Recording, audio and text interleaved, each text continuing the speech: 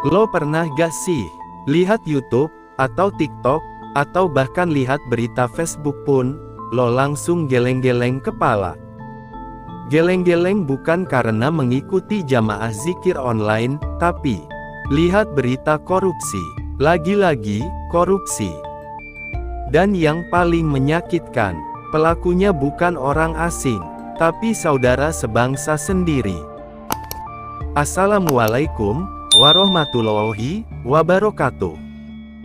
Selamat datang kembali di channel Kartun Belajar, tempat lo belajar. Masih ada harapan nggak sih untuk negeri surga ini? Sebentar, kalau lo pernah merasa muak dengan berita korupsi, merasa kecewa, atau bahkan apatis, tenang, lo tidak sendiri. Tapi jangan buru-buru menyerah. Karena hari ini, kita akan menyelam lebih dalam. Apa sebenarnya akar dari korupsi? Kenapa ia begitu sulit dihapus? Dan, masih mungkinkah kita menyelamatkan masa depan bangsa ini? Korupsi bukan hanya soal uang, tapi soal mental.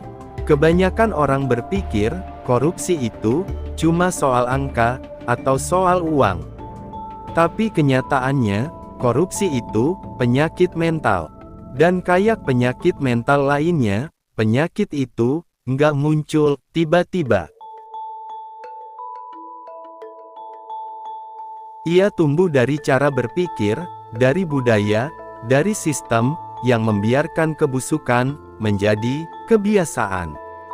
Bayangkan begini, seorang pejabat atau individu tidak melakukan korupsi karena takut ditangkap. Bukan karena sadar itu salah.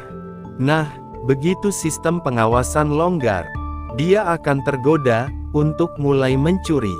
Jadi, akar masalahnya bukan hukum, tapi hilangnya rasa takut kepada Tuhan dan hilangnya rasa malu kepada manusia.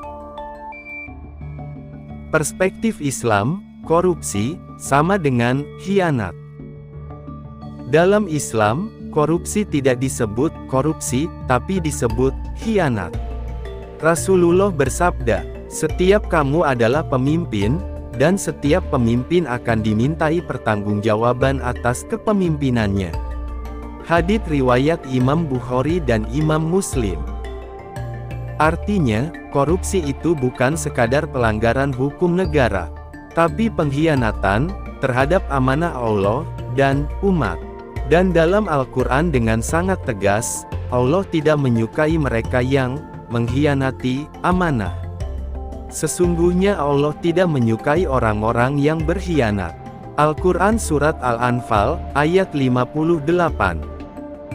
Kalau Tuhan saja sudah tidak suka, kenapa kita, sebagai hamba, hanya manusia, masih tega melakukannya? Oke, kita lanjutkan. Refleksi kultural, semua orang melakukannya. Di masyarakat kita, kalimat seperti ini sering terdengar. Yah, semua juga korupsi gitu kok. Kalau gak korupi, gak bisa naik jabatan. Ambil dikitlah, buat anak istri. Kalimat-kalimat ini tampaknya ringan dan sepele. Tapi inilah akar dari kehilangan harapan itu. Karena, kalau semua orang mulai berpikir begitu, siapa lagi yang mau menjaga integritas?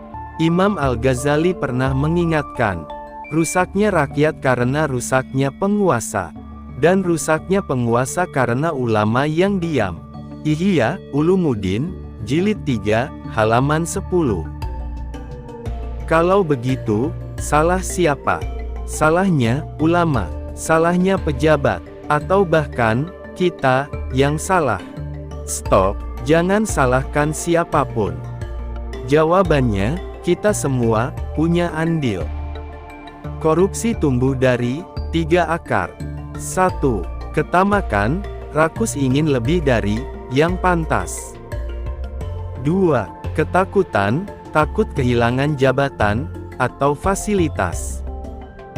3. Kebiasaan buruk yang dilegalkan budaya permisif, asal ada hasil. Gaskan, kalau akar-akar ini tidak dicabut, hukum sekeras apapun, cuma akan menjadi pajangan. Sekarang kita sudah tahu, korupsi bukan cuma soal hukum, tapi soal moral, budaya, dan mentalitas. Tapi, kalau semua ini sudah rusak, apakah kita masih punya harapan?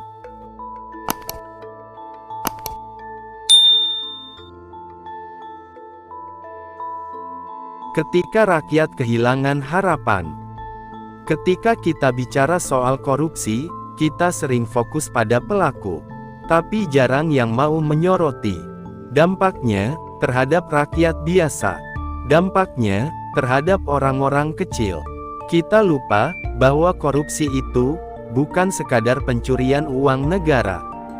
Korupsi adalah pembunuh harapan secara perlahan. Petani yang tak lagi percaya bantuan. Di desa-desa, banyak petani yang mau urus bantuan. Dan banyak juga yang gak mau lagi urus bantuan. Karena katanya, kalau gak punya orang dalam, gak bakal dapat.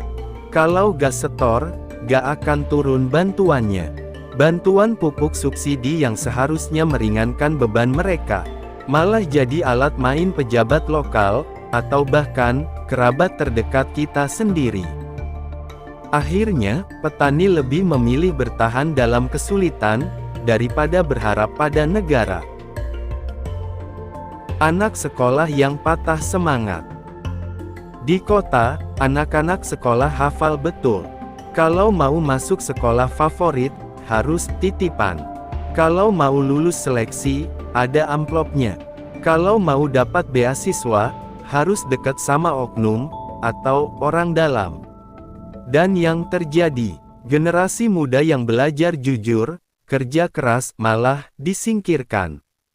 Yang dapat jalan tol kesuksesan, adalah mereka yang punya privilege. Lalu, apa gunanya bermimpi? Kalau jalur masa depan bisa dibeli dengan uang, dengan kekuasaan. Pasien yang tak lagi percaya rumah sakit. Bahkan di rumah sakit, ketidakadilan terasa. Banyak warga miskin bingung cari kamar karena sudah penuh. Tapi, saat ada yang bawa uang tebal, entah kenapa selalu ada tempat. Yang sakit bukan cuma badan rakyat, tapi kepercayaan mereka pada sistem. Dan ketika rakyat berhenti percaya, itulah titik awal runtuhnya negara. Efek domino, apatisme massal. Apatisme itu menular. Satu orang yang melihat sistem rusak, akan berhenti ikut pemilu, berhenti percaya pemerintah, dan paling berbahaya adalah berhenti peduli pada nasib sesamanya.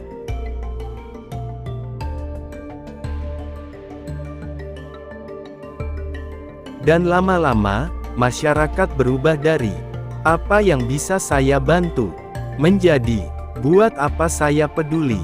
Inilah yang disebut oleh Buya Hamka sebagai kerusakan ruhani bangsa. Kalau bangsa telah kehilangan malu dan amanah, maka sebesar apapun kekayaan, akan habis oleh kerakusan. Buya Hamka, dalam tafsir Al-Azhar, Juz 9, Surah At-Taubah. Krisis terbesar, hilangnya harapan. Di titik ini, uang yang dicuri, mungkin sudah habis. Tapi kerusakan yang ditinggalkan, masih terasa bertahun-tahun kemudian. Dan yang paling berbahaya dari semua itu bukan kelaparan, bukan kemiskinan. Tapi, ketika rakyat tidak percaya lagi bahwa keadaan bisa diperbaiki, itulah titik nadir dari sebuah bangsa. Lalu muncul pertanyaan penting, kalau rakyat sudah kehilangan harapan, siapa yang bisa menyalakan harapan itu kembali? Adakah peran pemuda, agama, atau pendidikan untuk membalik keadaan ini? Siapa yang masih bisa diharapkan? Kalau sistem udah bobrok, Kalau pejabat korup, aparat kompromi, elit saling lindungi. Lalu siapa lagi yang bisa kita harapkan? Jujur aja, ini pertanyaan yang berat. Tapi bukan berarti gak ada jawabannya. Harapan itu masih ada, tapi berpindah tempat. Hari ini, harapan itu nggak lagi ada di institusi, tapi pindah ke individu-individu, ke orang-orang biasa, yang hatinya belum rusak, yang masih mau jujur, walau digoda, yang masih mau jujur, walau diintimidasi, yang masih mau bantu, walau gak dapat panggung. Di tengah umat yang rusak, Allah selalu tinggalkan segolongan orang yang tetap teguh memegang kebenaran. Hadits riwayat Imam Muslim, nomor 1037. Kita yakin bahwa, di kursi pejabat, masih ada yang tetap teguh, memegang kebenaran. Lihat sekitar kita. Kita lihat tukang ojek online yang, balikin dompet konsumen, yang tertinggal. Kita lihat guru-guru di pelosok, yang tetap ngajar, meski bayarannya, ya, ikhlas beramal katanya. Mereka bukan pejabat, bukan selebriti, tapi, merekalah yang memegang, nyala kecil harapan ini. Peran generasi muda. Generasi muda Indonesia hari ini, sedang dalam fase krusial. Ada yang apatis, ada yang sinis, tapi, juga banyak yang kritis, dan, berani bertindak. Banyak anak muda yang sekarang mulai, bikin konten edukasi politik, ngangkat kasus korupsi di media sosial, ngajak orang-orang sekelilingnya melek hukum, bikin gerakan swadaya bantu warga miskin. Anak muda hari ini, nggak semuanya cuek. Justru banyak yang nanya, kenapa negeri ini, gak berubah-berubah? Apa yang bisa gue lakuin, buat bantu? Dan itu sinyal kuat bahwa, harapan belum padam. Peran Islam, menghidupkan moralitas sosial. Dalam Islam, kita diajarkan bahwa, setiap kalian adalah pemimpin, dan setiap kalian akan dimintai pertanggungjawaban. Hadits riwayat Imam Bukhari, nomor 893. Artinya, kita gak bisa cuma nyalahin sistem, karena kita pun, bagian dari sistem itu. Kalau kita nyogok, buat urus SIM. Kalau kita cuek, saat lihat ketidakadilan. Kalau kita mau nyoblos, saat diberikan amplop uang, serangan fajar. Kita pun berkontribusi, dalam membesarkan monster itu. Ulama Nusantara, refleksi dan teguran. Kiai Haji Ahmad Dahlan pernah bilang, kalau kamu melihat kemungkaran, dan kamu diam, maka kamu telah membiarkannya jadi biasa. Sementara Kiai Haji Hashim Asy'ari mengingatkan, ilmu tanpa amal adalah kesia-siaan, tapi amal tanpa kejujuran, adalah pengkhianatan. Dua tokoh besar ini, bukan cuma pendiri organisasi. Mereka membangun, mentalitas bangsa. Mereka tahu, bangsa tidak bisa dibangun, di atas kebohongan. Tugas kita bukan menunggu, tapi menyalakan. Menunggu keadilan dari atas, ibarat nunggu air turun dari langit, di musim kemarau. Lambat, sulit, bahkan bisa nggak datang. Tapi, menyalakan harapan dari bawah. Itu bisa dimulai, hari ini juga. Dengan apa?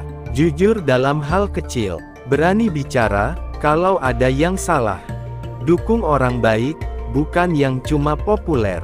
Lawan korupsi, mulai dari diri sendiri. Tapi, di sini kita mesti tanya lagi. Kenapa korupsi itu, bisa terus langgeng? Walau rakyat menderita, dan, agama pun melarangnya. Apa yang membuat praktik korup itu, wajar, di negeri ini?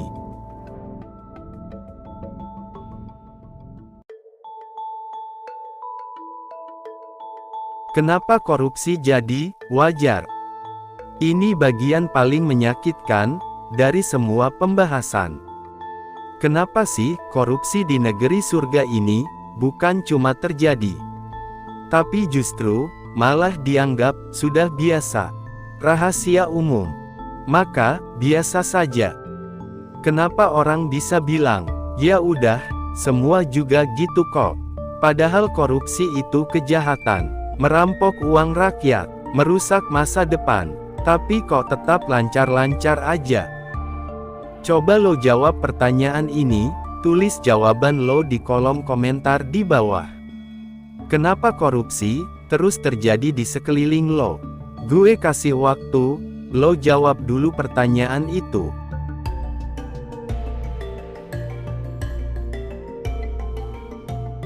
Oke, kita lanjutkan. Karena kita hidup di budaya yang sudah terbiasa. Masalahnya bukan cuma pejabatnya, tapi juga budaya sosialnya, sistemnya. Kita hidup dalam ekosistem di mana bayar sogokan biar lolos ujian dianggap wajar, sogok oknum tertentu supaya bantuan bisa cair dianggap gak masalah, dan prosedurnya gitu. Katanya, bagi-bagi jabatan dianggap biasa dalam dunia politik. Titip absen saat kuliah, markup laporan, manipulasi data, semua juga dilakukan. Ketika semua orang melakukannya, yang menolak justru dianggap masalah, dianggap aneh, atau bahkan dimusnahkan. Mengerikan. Logika sosial yang dipelintir. Ada 3 logika yang bikin korupsi jadi masuk akal. 1. Kalau gak ngambil, nanti rugi sendiri. Korupsi dilihat sebagai bentuk bertahan hidup. Ada segelintir orang yang terjebak dalam lingkaran korupsi. Bahkan kalau tidak mau ikutan korupsi, keselamatan keluarga dan karir akan terancam. 2. Orang lain juga ngambil, kenapa gue enggak? Etika dikorbankan atas nama kesetaraan dalam kejahatan. 3. Gue cuma ngambil sedikit kok. Seolah-olah mencuri sedikit itu halal. Ini bukan sekadar pembenaran. Ini racun budaya. Dan lama-lama, kita jadi kebal. Kebal terhadap ketidakadilan. Islam sudah lama mengingatkan. Rasulullah bersabda, barang siapa yang kami angkat menjadi pegawai, lalu ia menyembunyikan sesuatu dari hasil pekerjaannya, maka itu adalah gulul korupsi. Hadits riwayat Muslim, nomor 1832. Korupsi itu bukan dosa ringan. Dalam Al-Quran, orang yang menghancurkan kepercayaan publik termasuk dalam kategori khianat. Sesungguhnya Allah tidak menyukai orang-orang yang berkhianat. Al-Quran Surat Al-Anfal, ayat 58. Dan bukan cuma pelakunya yang kena. Barang siapa yang membantu kezaliman, walau dengan satu kata, maka dia termasuk bagian dari kezaliman itu. Hadits riwayat Imam Ahmad, nomor 22.460. Kita hidup dalam struktur yang kompromi. Korupsi bisa jalan, karena ada sistem yang melindungi. Ada banyak lapisan pembiaran. Atasan tutup mata karena ikut dapat bagian. Penegak hukum ditakut-takuti atau dibeli. Media diam, karena dikendalikan iklan, dan pemilik modal. Rakyat pasrah, karena sudah kelelahan. Akhirnya, yang jujur tersingkir. Yang curang naik pangkat. Yang berani bicara, dikriminalisasi. Apa yang bisa kita lakukan? Ini bukan cuma soal siapa yang jahat, tapi kenapa sistem memungkinkan kejahatan tetap hidup. Dan disinilah tugas kita, bangun kesadaran. Kita harus ubah budaya. Kita gak bisa terus memaklumi. Lawan normalisasi, mulai dari lingkungan terdekat, keluarga, sekolah, kampus, kantor. Bentuk jejaring orang baik, yang saling bantu, dan saling melindungi. Karena dalam sejarah bangsa manapun, perubahan gak datang dari elit, tapi dari gerakan kesadaran rakyat biasa, yang gak mau lagi hidup dalam kebohongan. Sekarang, kita masuk ke pertanyaan paling pahit. Kalau korupsi merajalela, rakyat kehilangan kepercayaan, dan sistem gak berpihak, masih adakah masa depan untuk negeri surga ini?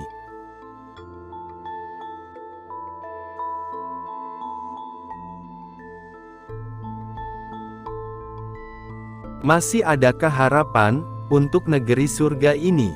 Mari kita jujur, kita udah bahas panjang lebar soal rusaknya sistem, normalisasi korupsi, dan keputusasaan yang melanda rakyat. Tapi sekarang, pertanyaannya adalah, masih adakah masa depan untuk negeri surga ini? Atau kita harus terima aja kenyataan bahwa negara ini, ya, memang begitu rusak, tak adil, dan tak akan pernah berubah.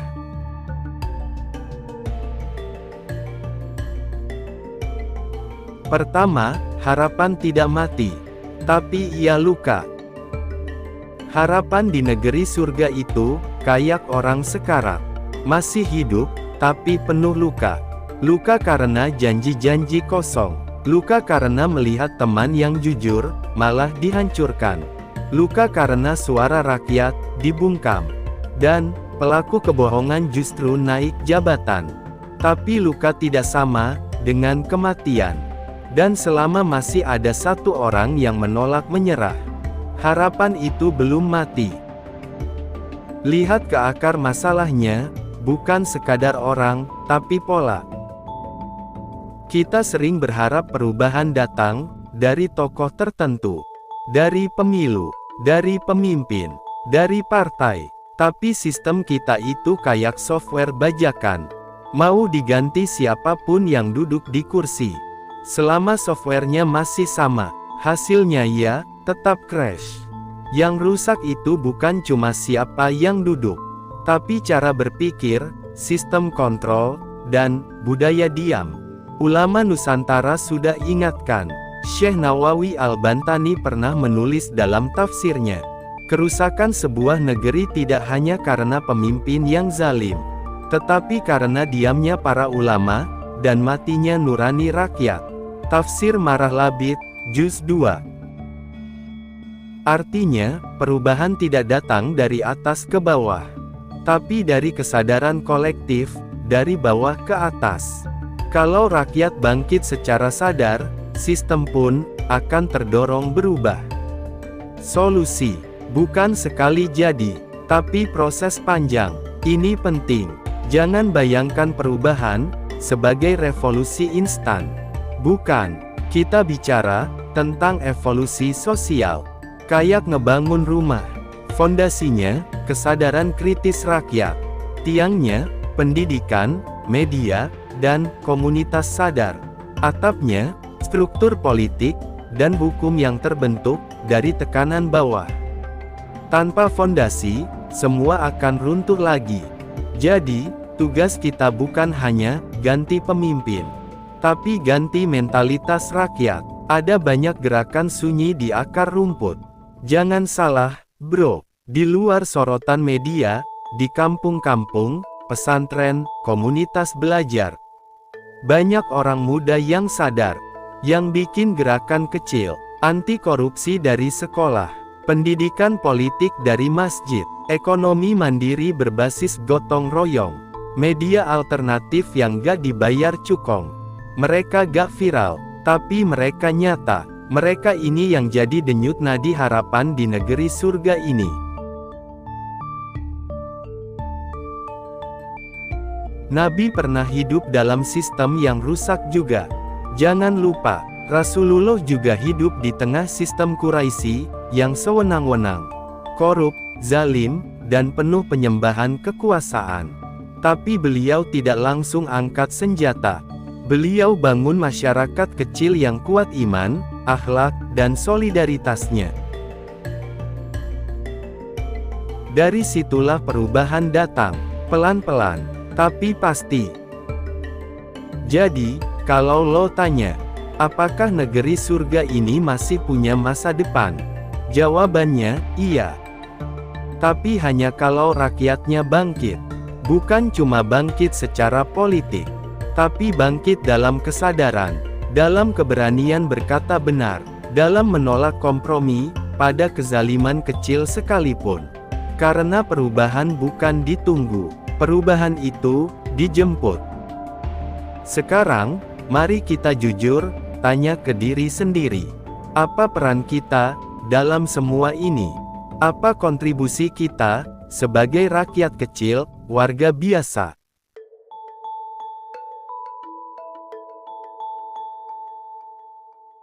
Peran kita, rakyat kecil, dalam membalik arah negeri surga ini. Kalau kamu merasa kecil, gak punya kuasa, gak duduk di kursi sebagai pejabat, gak punya partai, gak punya modal miliaran, kamu tidak sendirian. Mayoritas dari kita hidup di level paling bawah rantai kekuasaan. Tapi justru, di sanalah akar perubahan itu tumbuh. Gue cuma rakyat biasa, itu narasi yang perlu dibuang. Kalimat, gue cuma rakyat kecil, gak bisa apa-apa, itu adalah propaganda paling tua dalam sejarah kekuasaan. Semakin banyak rakyat yang percaya mereka gak berdaya, semakin nyaman para penguasa korup duduk di tahtanya. Padahal faktanya, kalau rakyat gak pilih, mereka gak duduk. Kalau rakyat serentak boikot, ekonomi bisa lumpuh. Kalau rakyat konsisten suarakan keadilan, sistem akan terpaksa dengar. Viralkan. Realitanya, setiap pilihan kecil itu berdampak. Kita gak butuh jutaan orang untuk mulai perubahan. Kita butuh 1000 orang yang konsisten, atau bahkan 10 orang yang gak kompromi pada ketidakjujuran.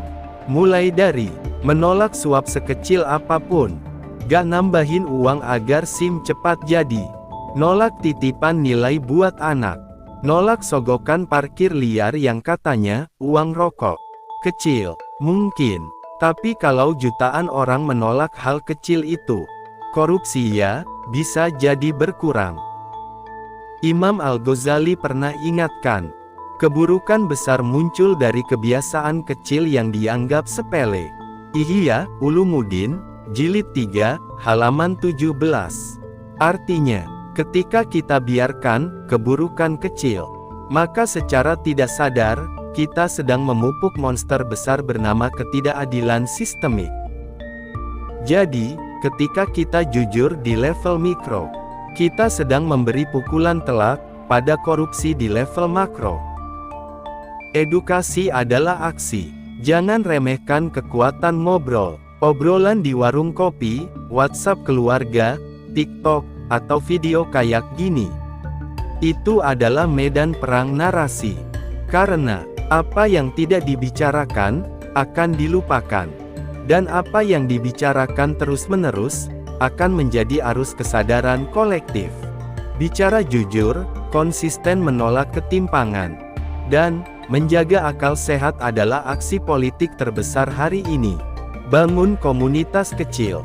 Jangan nunggu negara. Negara surga bukan hanya tanggung jawab presiden, tapi juga RT kita, masjid kita, sekolah tempat anak-anak belajar. Bangun komunitas kecil, ngaji bareng, tapi juga diskusi sosial. Buka ruang aman buat orang muda bertanya, tanpa takut disalahkan. Mulai koperasi, ekonomi alternatif yang gak bergantung ke oligarki. Kita perlu bikin ruang baru. Ruang yang sehat, bersih, dan tumbuh. Karena sistem lama, udah terlalu busuk buat dipoles. Solusi bukan dari langit, tapi dari bawah. Allah gak akan mengubah nasib suatu kaum, sampai mereka sendiri mengubah apa yang ada dalam diri mereka. Al-Quran Surat Ar-Rodu, ayat 11. Itu bukan ayat motivasi doang. Itu pernyataan politik, bahwa perubahan sistemik itu berawal dari perubahan mental kolektif. Jadi, kalau lo tanya, gue rakyat kecil, apa yang bisa gue lakuin? Jawabannya, semua bisa lo lakuin. Karena sistem korup itu berdiri di atas kompromi rakyat kecil, dan akan roboh saat rakyat kecil berhenti kompromi. Sekarang pertanyaannya, kenapa dari dulu kayaknya susah banget ya? Selalu gagal, selalu diulang-ulang, dan balik lagi ke titik awal. Apakah mungkin perubahan itu gagal karena kita sendiri yang diam-diam menikmatinya?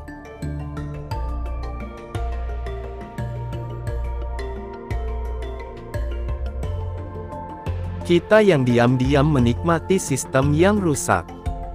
Satu pertanyaan menusuk, kenapa sistem korup ini gak pernah benar-benar berubah? Jawaban jujurnya, yang sering kita tolak, adalah karena sebagian dari kita diam-diam menikmatinya. Korupsi itu sistem, bukan cuma orang. Banyak dari kita mengira bahwa korupsi itu cuma urusan pejabat. Padahal yang korup bukan cuma mereka. Contoh, dapat kerja karena orang dalam, dapat beasiswa karena titipan, nggak bayar pajak karena bisa diatur, lolos tilang karena nyogok, lulus skripsi karena dosennya dikasih amplop. Tentu, gak semua orang seperti itu, tapi kebanyakan orang melakukan itu. Tanpa sadar, kita menikmati hasil sistem rusak itu. Bukan karena kita jahat, tapi karena sistem rusaknya udah dianggap normal. Sistem rusak itu nyaman untuk sebagian orang. Jujur itu mahal, integritas itu berat, sementara jalan pintas lewat sogokan dan titipan terasa praktis dan cepat. Jadi, ketika kita bilang, "Gue cuma ikut arus aja," maka sebenarnya, kita bagian dari arus itu sendiri. Dan ini yang bikin reformasi gagal. Kita cuma marah kalau korupsi gak merugikan kita secara langsung. Tapi ketika sistem rusak memberi kita untung, kita diam, kita ikut. Rasulullah pernah ingatkan, sungguh binasa umat sebelum kalian karena bila orang mulia mencuri, mereka biarkan. Tapi bila orang lemah mencuri, mereka tegakkan hukum atasnya. Hadits riwayat Imam Bukhari, nomor 6787. Artinya jelas, ketika hukum tajam ke bawah, tapi tumpul ke atas, kehancuran tinggal menunggu waktu.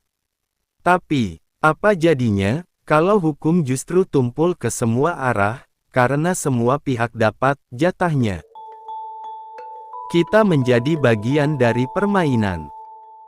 Kita bilang, ingin keadilan, tapi masih main dua kaki. Contoh real, mau pemimpin jujur, tapi saat pemilu milih karena amplop serangan fajar. Mau sistem adil, tapi waktu anak daftar sekolah, kita pakai orang dalam. Mau harga murah, tapi beli barang bajakan, dan nyolong listrik. Kita menuntut sistem bersih, tapi perilaku kita gak mendukung bersihnya sistem itu. Kita jadi budak kenyamanan. Kenyamanan itu candu, dan sistem rusak yang memberi kenyamanan akan dipertahankan, meski itu merusak. Makanya ada istilah, kebohongan yang diulang-ulang, akan dianggap kebenaran. Tapi lebih parah dari itu, ketidakjujuran yang memberi keuntungan, akan dibela mati-matian. Dan ini terjadi terus, di negeri surga ini, dan hampir semua negeri lain, yang gagal tumbuh. Saatnya kita bercermin, mau perubahan, jangan cuma lihat ke gedung perwakilan rakyat, lihat ke cermin, karena, yang menanam benih ketidakjujuran adalah rakyat, yang memanennya adalah penguasa. Kalau akar tidak dibersihkan, siapapun yang duduk di kursi kekuasaan, akan tumbuh di atas akar yang sama busuknya. Kita gak bisa membasuh tangan, dan bilang, itu urusan mereka. Karena selama kita masih diam, atau ikut menikmati sistem rusak ini, meski cuma setetes, Kita sedang ikut membangun tembok penjara yang mengurung harapan kita sendiri. Lalu, kalau semua ini benar, apa yang sebenarnya hilang dari masyarakat negeri surga ini? Bukan cuma keadilan, bukan cuma kemakmuran. Yang lebih parah, kita kehilangan harapan.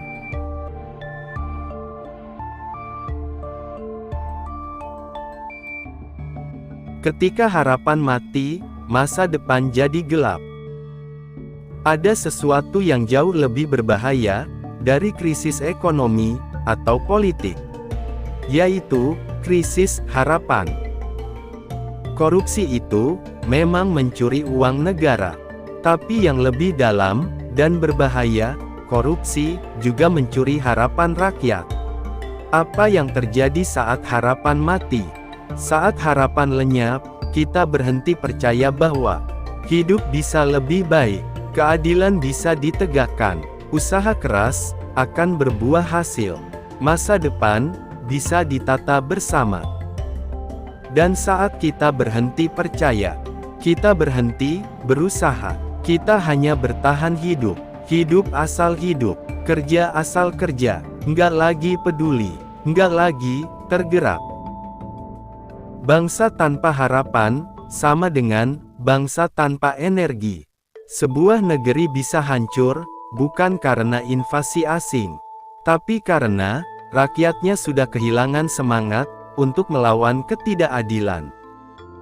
Imam Ali pernah mengatakan, orang yang kehilangan harapan, maka hilanglah semangat hidupnya. Nahjul Balaghoh, hikmah ke-74. Dan inilah yang pelan-pelan terjadi di negeri surga ini. Anak muda cerdas, lebih memilih pergi ke luar negeri, daripada membangun tanah sendiri. Orang baik, memilih diam, karena bicara pun tak dianggap, bahkan diancam. Masyarakat kehilangan kepercayaan pada sistem, karena terlalu sering dikecewakan. Harapan itu kayak listrik. Bayangin harapan itu kayak listrik. Selama arusnya masih mengalir, rumah tetap bisa menyala. Tapi kalau arus itu mati, gelap, dan kita terbiasa dalam gelap itu, kita gak sadar kalau cahaya bisa dinyalakan lagi. Karena terlalu lama hidup dalam pesimisme yang diwariskan. Pesimisme itu menular. Yang paling berbahaya bukan cuma orang-orang yang korup, tapi mereka yang menularkan rasa putus asa. Karena pesimisme itu kayak penyakit sosial, menular lewat candaan sinis, menular lewat omongan, buat apa jujur, menular lewat kalimat, emang bisa berubah. Kalimat-kalimat kecil itu mematikan semangat perubahan. Dan pelan-pelan kita menyerah sebelum bertarung. Ketika pura-pura jadi normal, di negeri surga ini, banyak orang hidup dengan dua wajah. Di depan, terlihat sabar, lucu, bahkan bahagia. Di dalam, mereka lelah, putus asa, muak, tapi gak tahu harus bagaimana. Mereka kehilangan harapan, tapi juga kehilangan kekuatan untuk bicara. Dan ini bikin perubahan malah semakin mustahil. Kenapa? Karena perubahan sosial hanya mungkin jika harapan kolektif itu hidup. Refleksi atas surat Al-Ra'd ayat 11. Allah berfirman, sesungguhnya Allah tidak akan mengubah keadaan suatu kaum hingga mereka mengubah keadaan yang ada pada diri mereka sendiri. Al-Quran Surat Ar-Ra'd ayat 11. Tapi kalau dalam diri mereka sudah tidak ada harapan, maka tidak akan ada yang berubah. Sampai kapanpun, harapan harus dinyalakan, bukan ditunggu. Harapan itu bukan hadiah. Dia harus diciptakan, dinyalakan, dipupuk, dan dijaga bersama-sama. Dan itu dimulai dari narasi, dari cerita, dari keyakinan bahwa hidup yang lebih jujur, lebih adil, lebih beradab masih mungkin. Korupsi bukan sekadar mencuri uang rakyat. Ia mencuri rasa percaya, mencuri semangat hidup, mencuri masa depan. Tapi selama ada satu orang saja yang masih mau menjaga harapan, masih mungkin ada jalan keluar.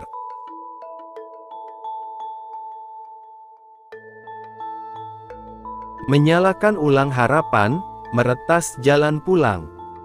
Kita nggak bisa cuma nangis di pinggir jurang dan bilang, negeri surga ini rusak, abis sudah, tak ada harapan. Kita bukan generasi penonton. Kita bukan generasi penerima warisan luka. Kita generasi yang bisa memilih, mewarisi keputusasaan, atau menyalakan ulang harapan. Harapan itu api kecil, tapi bisa menyalakan dunia. Harapan bukan mimpi kosong. Harapan itu tenaga yang menggerakkan perubahan. Dan harapan itu bukan berarti menunggu segalanya membaik dulu, tapi mulai berbuat dari sekarang, walau kecil. Seperti kata Jalaluddin Rumi, sekecil apapun cahaya, jangan padamkan. Karena dari satu cahaya, ribuan nyala bisa hidup. Rumi, Fihi ma Fihi, bab 18. Jadi, apa langkah nyatanya? Langkah 1, kecil, tapi konsisten. Kita nggak harus langsung jadi pahlawan. Yang penting, jangan ikut menyumbang kerusakan. Kalau lo seorang pedagang atau pembisnis, jangan curang. Kalau lo pekerja, jangan main sogok, jangan korupsi waktu, apalagi mencuri sesuatu dari tempat lo bekerja. Kalau lo punya media sosial, jangan ikut menyebar pesimisme atau hoaks. Kalau lo punya anak didik, ajarkan kejujuran, disiplin dan bertanggung jawab atas segala hal. Perubahan bukan dari demo besar-besaran, tapi dari jutaan aksi kecil yang jujur dan konsisten. Langkah 2, edukasi dan literasi moral. Masyarakat yang melek informasi, belum tentu melek moral. Kita butuh lebih dari sekadar pintar, kita butuh tegak batin. Korupsi bisa dicegah, bukan cuma dengan institusi penanggulangan korupsi, tapi juga dengan moralitas yang hidup di tengah masyarakat. Para wali di Nusantara dulu, nggak datang bawa senjata. Mereka datang dengan ilmu, kasih sayang, dan teladan. Kiai Haji Hashim Asy'ari pernah berkata, ilmu tanpa akhlak ibarat api tanpa cahaya. Risalah Adab al-Alim wa al-Muta'alim. Jadi, kita butuh kurikulum yang menumbuhkan kejujuran, keluarga yang mendidik dengan adab, media yang tidak hanya menjual sensasi, tapi juga nilai. Langkah 3, bangun komunitas mikro surga. Kalau negeri surga yang besar ini terlalu sulit disembuhkan, maka bangun dulu negeri-negeri kecil di sekitar kita. Komunitas kecil, rumah, sekolah, lingkaran sahabat, tempat di mana nilai-nilai jujur dan adil benar-benar hidup. Komunitas yang tidak tunduk pada sinisme, yang nggak bilang, udah biasa kok korupsi. Tapi komunitas yang berani bilang, di sini, kami tidak bermain curang. Seperti kata Nabi Muhammad, barang siapa di antara kalian melihat kemungkaran, ubahlah dengan tangannya. Jika tidak mampu, maka dengan lisannya. Jika tidak mampu juga, maka dengan hatinya. Dan itu adalah selemah lemahnya iman. Hadits riwayat Imam Muslim. Langkah 4, rawat imajinasi tentang negeri yang lebih baik.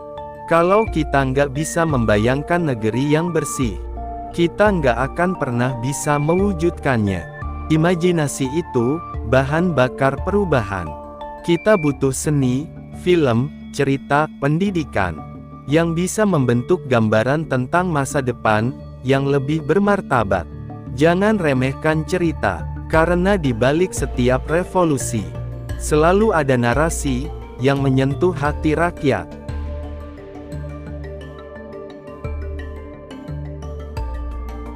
Langkah 5, Bangun diri, jangan cuma menuding. Terkadang, yang bikin kita lama di tempat adalah kebiasaan menyalahkan. Pemerintah terus yang salah, sistem terus yang salah, elit terus yang jadi kambing hitam.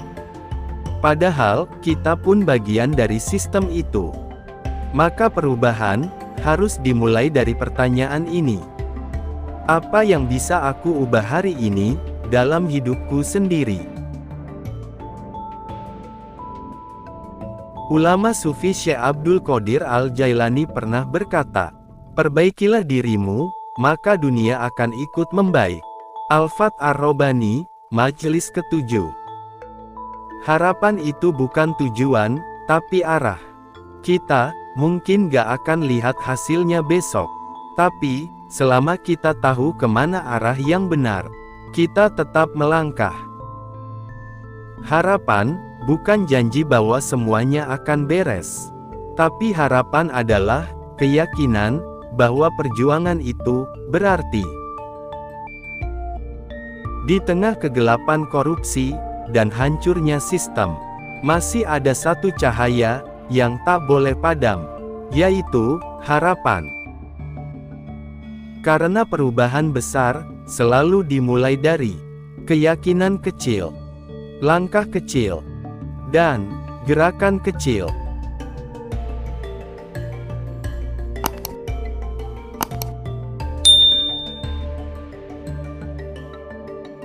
Ketika semua itu disatukan, dunia bisa bergeser sedikit demi sedikit.